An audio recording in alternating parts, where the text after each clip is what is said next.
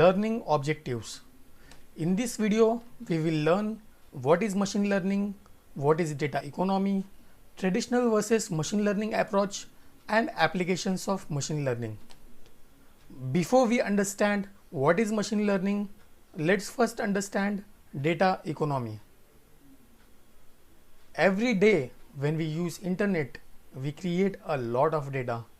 We use many online platforms like YouTube, Netflix, Facebook, Twitter, WhatsApp, LinkedIn, Instagram, Amazon, and many more. Everything that we do on these platforms create a lot of data in the backend. Now imagine how much data we are creating every day. Do you know how much percentage of population use internet in India? It's 34.4%, which was recorded in 2019. We just spoke about India. Now think how much data must be created by an entire world. 3.97 billion people around the world are using internet, and they are increasing every year. Now we understood how much data we are creating. There is constant battle between organizations to make use of this data to make better business decision. We can make good decisions when we work on the data over the years and make decisions based on that.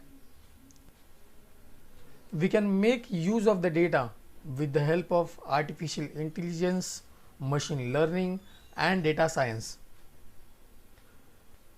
Machine learning is the science of getting computers to learn and act like humans do and improve their learning over time in autonomous fashion by feeding them the data and information in the form of observations and real-world interactions. To understand this better, let's see what is traditional way of working versus machine learning approach. As per traditional approach, we pass data and program to a machine and machine gives you an output. As opposed to this, a machine learning algorithm takes an input and an output and gives some logic which can then be used to work with new input to give an output. Now let's understand applications of machine learning. You must have used Amazon's Alexa. Alexa works based on your voice.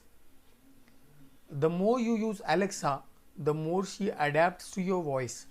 You can listen to music of your choice, create shopping list, get news updates, and many more. Similarly, we have Siri, we have Google, we have Microsoft's Cortana, and many more. Google's translator helps you translate between 108 languages, and that too only by typing.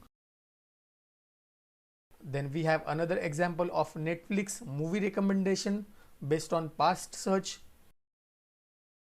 We also have an example of Tesla's driverless cars, which is another example of image processing. It has an autopilot option which enables a car to drive. If you enjoyed this video and want to watch more such videos, do like, comment, and subscribe to my YouTube channel Python Experts.